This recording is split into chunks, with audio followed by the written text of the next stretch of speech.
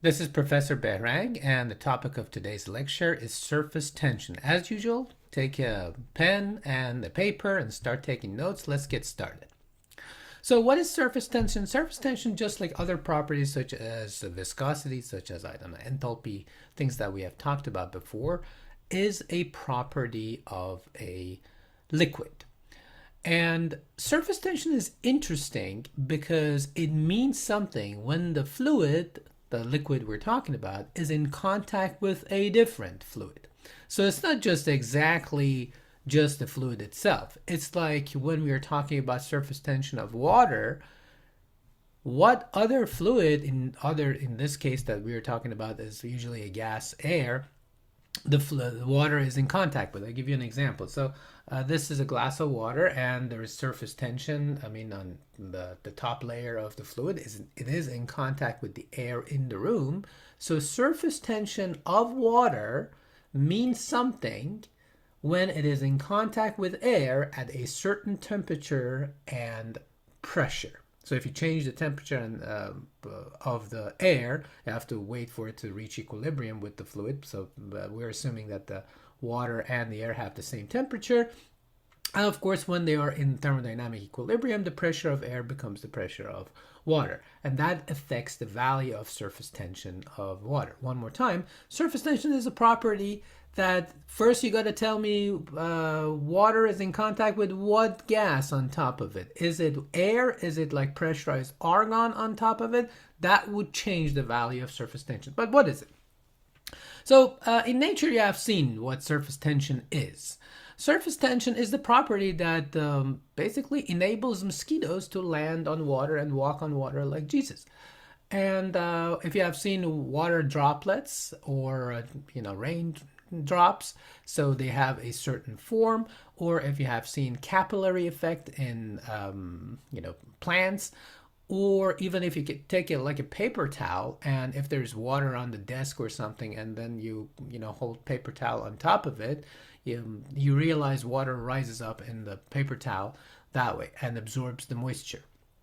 These are because of surface tension and the rise of basically liquids in low diameter tubes. That's because of surface tension. So what is surface tension? There are two forces that we're dealing with. There are the cohesive forces and there are the adhesive forces. Cohesive forces are the bonds between the liquid particle, in this case water. There are cohesive forces between them, right? And adhesive forces are basically the forces between water and the other fluid that is in contact with it, which in this case is air. So there is forces between this fluid, water particle, and air particles.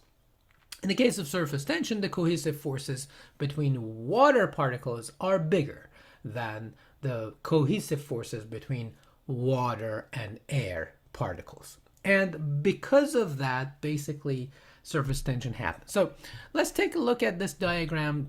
You're going to get it. So, but one thing that you need to write down in your notes is surface tension is a property that, yes, we need to have two other properties such as pressure and temperature. And also we need to know what other fluid, water or oil or whatever liquid we're talking about, is in contact with. So then we can define surface tension because the adhesive forces and cohesive forces between different fluids. Okay, take a look at this diagram that I have here. For this one, so we have a particle of fluid. Let's take a look at this particle that is inside, is immersed, basically. This one I'm talking about. If you look at this particle that is inside under water, it is all kinds of cohesive forces from every direction are acting on it. And it is interacting with all kinds of particles in every direction. That's what you see here. So you see, but if you look at the particles at the surface, then they are in contact with, other particles in every direction except for this area. They are not in contact with other water particles. They are in contact with air. And so this is where the adhesive forces that between air and water happen, right? So this is where it happens. And let me write air and water here so my face doesn't block the text. So, but here what we have are the cohesive forces, right? So there's this imbalance of forces, and adhesive forces in this case between air and water are smaller than the cohesive forces between water particles, and there's this imbalance of force on the top layer. So what happens is the top layer, because other particles of water are pulling the particles on top of the surface, pulling it together, so it kind of contracts like that. So because of this contraction, so there's no like a sheet or a physical layer on top. No, there is nothing. But because of this contraction on top, it kind of forms a membrane. It is not a physical sheet or anything, but it makes it tighter at the surface. And same case with like water droplets and things like that. Our nature wants to minimize potential energy. So water droplets happen because of this contraction, and a spherical shape for a water droplet is the shape that has if you find the ratio of like the area of a sphere, the surface area of a sphere, divided by its volume, that's the minimized. That's the minimum compared to a cube or something like that. So if you look at like the surface area of a cube and you divide it by the volume of a cube, and if you look at a sphere and calculate the surface area of a sphere, which is 4 pi r squared, if r is the radius of that sphere, and you divide it by the volume of the sphere, that's the minimum amongst all the shapes, all the volumes in the universe. So that's why that happens, basically. Okay, so this is what surface tension is. And the next question is that you need to write down in your notes how they measure it. I would say first write down in your notes that surface tension is measured by force over length, like that. So why do we measure it that way? You'll know why after we show you the next experiment and how we use it, in fact.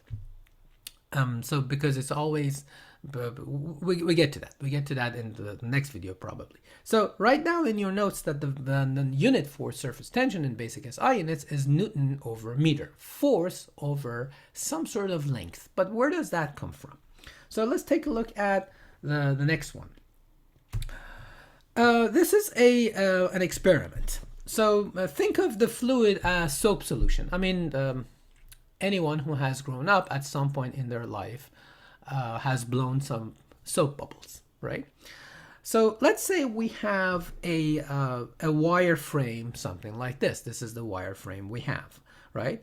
And then we kind of dip it in soap solution. So we have soap solution, we kind of dip this in soap solution. So this could be our soap solution. By the way, this could be any liquid. This could be water, this could be oil, this could be anything. It could be whiskey, right? So, but I use soap solution because we can relate to that better than anything else.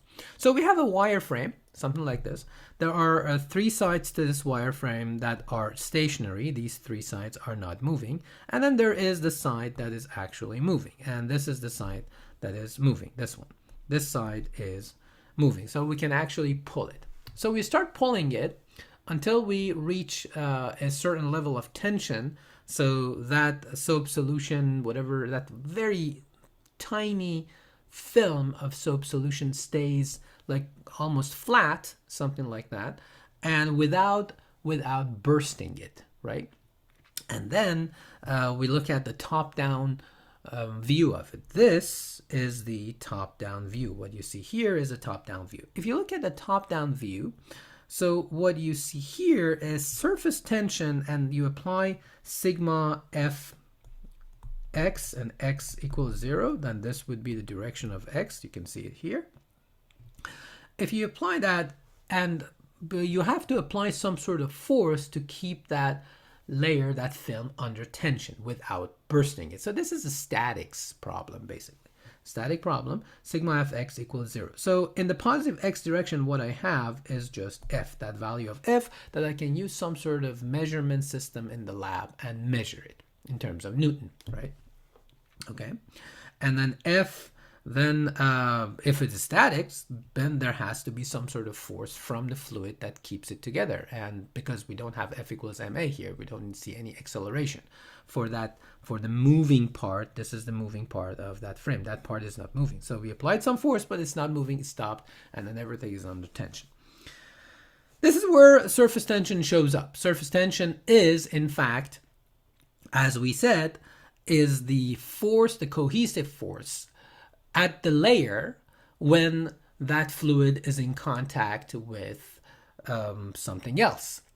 And what you see here that keeps it together on this side, and if this is a wire, so it always means something when the fluid is in contact with the gas. So it is in contact here and is in contact on the other side of it, right? And we show surface tension by sigma s. And we said, so it's force per unit length, so we have to multiply it by the length it is acting on. So if you look at this experiment, this B that you see here is the length that the surface tension is acting on. Remember, this is the top down. If this is somebody's eye, when you look at the top down, then you get this. That's the top down view of it. Okay, so surface tension is the cohesive forces between these fluid particles and the liquid particles. It means something when it is exposed to a gas, because if you're looking at the immersed particle, no, there is no surface tension. There is no net value of these cohesive forces. It only happens in the surface when it is in contact with the gas, in this case air. So what you see here is I have air on this side and I have air on this side. So I have both sides of this. So I have sigma s times the length it is acting on times b minus another sigma s times b that is acting on equals 0, because it's a statics problem. So as a result, then I have F equals 2 sigma s times b, and I can say the value of sigma s equals F e over 2b. This is a simple experiment that they can use to measure surface tension. If somehow you can measure that force, though, you have to be able to measure that force. Remember, you shouldn't burst that bubble. Next topic is, okay, you remember that I talked about viscosity as a property and a bunch of other things. And I said you need to know the range of these numbers. So when we talk about viscosity, for example, I know viscosity of water is in the range of 0.001 Pascal second. That range matters. If somebody tells you the viscosity of this fluid happened to be 20,000 Pascal second, you're like, wait a second, dude. So I know that's not the range for viscosity. So basically, you don't need to memorize these numbers, but you need to know what range of numbers we are dealing with. One more time, surface tension means something when the liquid is in contact with that gas, and we need to know what gas it is in contact with. If I change the air here and replace it with neon, for example, or I don't know, helium or whatever, and then it would be a different value if you change the pressure of air, just like other properties. Okay, so let's look at the numbers we are dealing with. So here are some numbers that I got from Chengel's book, 4th edition. And when you look at these numbers, you kind of get a sense of the range of these numbers. Take a look. It says surface tension of some fluids in air, first of all, in air, that matters, at 1 atmosphere and 20 degrees Celsius. This assumes that the fluid actually reached equilibrium with the air. When we say reached thermodynamic equilibrium, that means that the pressure of water is the same pressure of air, and the temperature of air is the same temperature of water, and the surface tension is happening exactly here, right? Okay, so we have water, for example, at 20 degrees Celsius when this is happening, and then of course this water is not at 20 degrees Celsius, then a bunch of other temperatures that actually you have. And so at above 100, it's not even liquid anymore if you keep the pressure at 1 atmosphere. So that becomes a vapor. So at 20 degrees Celsius, you get a value of 0.073 Newton per meter. So keep in mind, this is the range of numbers. It's a very small value that we are dealing with. Then we look at glycerin, we look at oil, for example. For oil, what you see here is actually 0.035. And when you look at soap solution, this one 0.025 seems to be like this one. Ammonia seems to be the smallest number. Oh no, of course, but when it becomes vapor, so 0.014, that's where. But you see these numbers. Something that's interesting is that surface tension for water at 20 degrees Celsius is bigger than surface tension of oil. And that's the case. So a mosquito can land on water at 20 degrees Celsius better and has more security compared to if there is like a pond of oil and at 20 degrees Celsius and the mosquito wants to land on it. So it's not like viscosity. Viscosity of oil is way bigger than viscosity of water, but that has got nothing to do with a different property, which is surface tension in this case. So surface tension of water is bigger than surface tension of oil. Something that we kind of expect to see, and that's liquid mercury. You can see in this table, liquid mercury has the biggest value of surface tension. Yes, it is a metal. Metal bonds are pretty big, and so you get the biggest value. But look at the range. The biggest number that you see in this table is 0.44 Newton per meter. We don't see 2,000 Newton per meter. You don't see those numbers. So again, we're going to stop right here. And if you got some value out of this video, please send this to somebody who might benefit from this video. Please subscribe to this channel, make a comment, right? Like the video. And in the next video, we're going to talk about water droplets and soap solution, bubbles and things like that. And then we're going to also, in the video after that, we're going to talk about the capillary effect, which is a side effect of surface tension, basically. So, well, thank you very much.